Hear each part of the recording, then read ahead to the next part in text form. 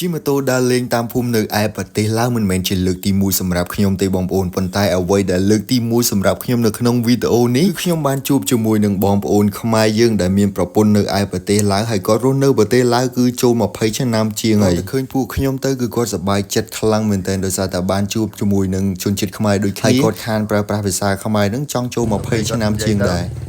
រាំងនេះមិនស្តៀងទៅខាងឡាវដែរតែបើយើងនិយាយភាសាឡាវយូរទៅក៏រាំងកាច់តុងទៅនោះដូចនេះចុះទៅលេងជាមួយแม่និយាយតូននិយាយមកแม่ជួយស្ដាប់មិនបាននិយាយភ្លេចមុខពេកក្រោយអូបាទចូលនៅនេះដែលបាននិយាយមួយឲ្យបានសូវបាននិយាយខ្មែរផងបាទបាននិយាយគ្នាមួយឆ្នាំទៅមួយឆ្នាំមិនបាននិយាយមួយម៉ាត់ឥឡូវនេះពួកខ្ញុំកំពុងតែត្រៀមខ្លួនឆ្លងទៅប្រទេសឡាវទៀតហើយប្រហែលឆ្លងទៅតែ1ម៉ោងទេព្រោះឥឡូវម៉ោង7:03ហើយល្បាក់ប្រហែលជាម៉ោង4ហើយត្រឡប់មកវិញឥឡូវនេះពួកខ្ញុំបានឆ្លងអត់ទេទៅបានឆ្លងទៅមកដល់លើទូកបាទម៉ូតូយើងមានពីឆ្លងទៅប្រទេសឡាវទៀតហើយបងប្អូនទីតាំងដែលពួកយើងឆ្លងម៉ូតូនេះនៅខាងប្រទេសខ្មែរយើងគឺខាងភូមិកំពង់ស្លៅឯខាងប្រទេសឡាវគឺដនខ្មៅឬក៏បកមកខ្មែរថាអស្មៅហើយកន្លែងនេះគឺខ្ញុំឆ្លងច្រើនដងមកហើយជាពិសេសគឺទៅពេលយប់ទៅលេងបុណ្យកឋិនការដែលពួកខ្ញុំទៅលេងបុណ្យនៅពេលយប់ម៉ូតូច្រើនគេយកម៉ូតូមកគ្រឿងចំនួន25,000គីបប៉ុន្តែដល់ពេលថ្ងៃធម្មតាគឺយកមកគ្រឿងតែ15,000តែប៉ុណ្ណោះខ្ញុំគិតថាគឺជារឿងធម្មតាទេមិនថាប្រទេសខ្មែរឬក៏ប្រទេសឡាវនោះទេឲ្យតែមានបុណ្យទានជាពិសេសមានកន្លែងមួយចំនួនមិនទាំងអស់ទេតែងតែមានការតម្លើងតម្លៃឥឡូវខ្ញុំបានមកដល់មុខវត្តដែលខ្ញុំនិយាយថាវត្តដែលគេល្បីនៅឯប្រទេសឡាវបងប្អូនហើយកន្លែងនេះគឺខ្ញុំក៏ធ្លាប់ថតម្ដងដែរ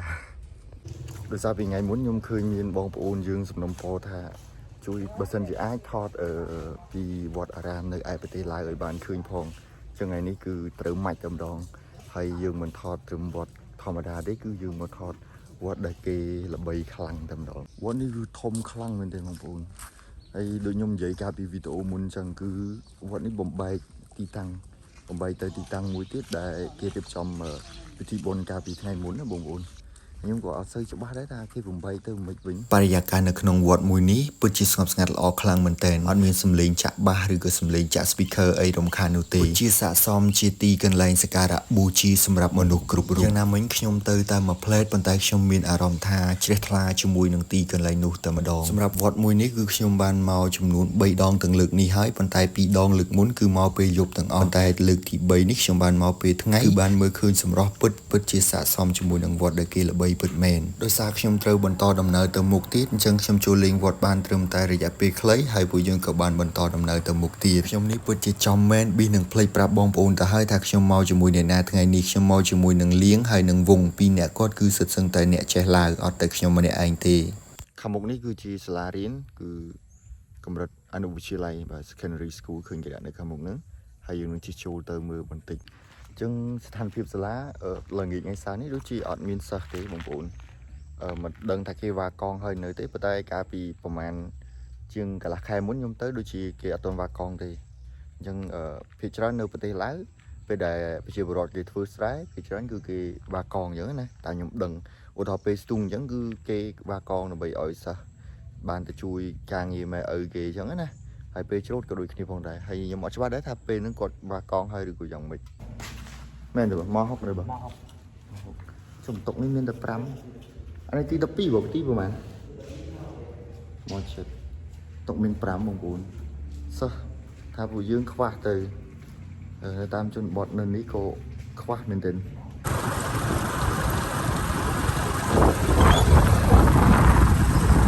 ឥឡូវយើងរកអីហូបទីសិនមានតូបគេនៅលក់នៅជិតវត្តហ្នឹងស៊ីទៀតហើយ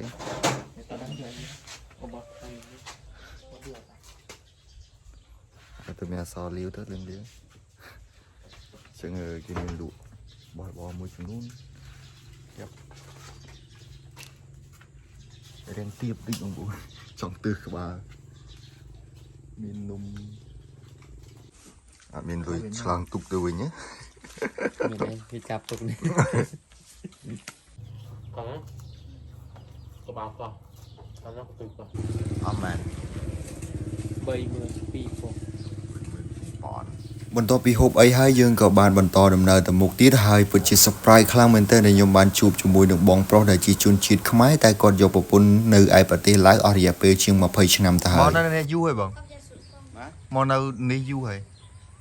20ឆ្នាំជាង អូ20ឆ្នាំជាងប៉ុន្តែសរសើរគាត់នៅនិយាយខ្មែរចូលសារបានទៅលេងខេតដែរបង បានទៅ ពេលបុណ្យទានបងអូអ្នកបានទៅអ្នកបានទៅបងមកលងស្នេហ៍កមុំឡាវមើល មិនញ៉ែកុំឡៅ អាយ៉ា មកប្រពន្ធอยู่កុំอยู่ឡៅ អាយ៉ាដល់ពេលគាត់និយាយទៅរាំងនេះមែនស្តៀងទៅខាងឡាវដែរតែបើយើងនិយាយភាសាឡាវយូរទៅក៏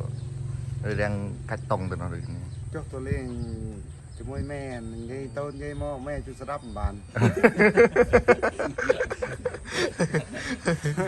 និយាយភ្លេចមុខពេកក្រោយ អូបាទ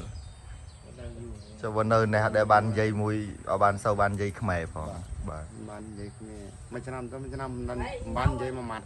ខ្ញុំឃើញថាបងប្រុសពិតជាគួរឲ្យចាប់អារម្មណ៍ហើយខ្ញុំក៏បានសម្ភាសជាមួយនឹងគាត់ឡើងចូល5-6នាទីបងប្អូនប៉ុន្តែដល់ពេលមក check មើល result ថា my audit គឺ A វាំងតែម្ដងសយមែនទែនខ្ញុំមករក follower នៅប្រទេសឡាវហើយម្នាក់ទៀត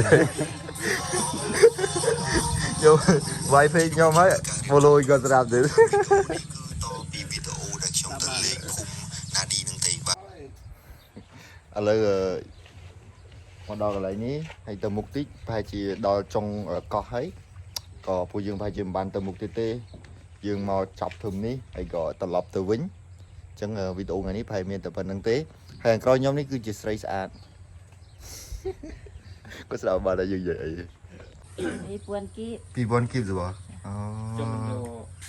ក្រោយពីបានអង្គុយសំណេះសំណាលជាមួយនឹងបងប្អូននៅឯប្រទេសឡាវអស់រយៈពេលមួយសន្ទុះយើងក៏លេខមើលម៉ោងឃើញថាល្ងាចបាត់ទៅហើយអញ្ចឹងពួកខ្ញុំក៏បានជម្រាបលាពួកគាត់ត្រឡប់មកកាន់ប្រទេសខ្មែរយើងវិញជាចុងបញ្ចប់នៃវីដេអូខ្ញុំមានគោលបំណងដ៏ទូចមួយចង់សំណូមពរដល់បងប្អូនសូមបងប្អូនជួយ Subscribe Channel YouTube របស់ខ្ញុំម្នាក់មួយផងព្រោះខ្ញុំមានគោលបំណងចង់បាន 10k Subscriber ឆាប់ៗនេះសង្ឃឹមថាបងប្អូនពេញចិត្តនិងស្រឡាញ់ចូលចិត្តមើលវីដេអូរបស់ខ្ញុំកុំភ្លេចជួយខ្ញុំម្នាក់មួយដៃមួយជើងផងសូមអរគុណទុកជាមុនឥឡូវយើងដាក់ម៉ូតូលើទូកហើយយើងត្រូវត្រឡប់ទៅនោះខ្មែរយើងនៅកណ្ដោថ្ងៃនេះដើរលេងចាយលុយតិចមែនទែនឥឡូវឆ្លងម៉ូតូ2ហ្នឹងទៅមកវា12000ណោះនៅ12000ហើយទិញអីហូបប្រហែលជាអស់10000 20000អីបើហ្នឹងឯងប្រហែលជាប្រហែលអស់ម្នាក់10000តាមមើលទៅ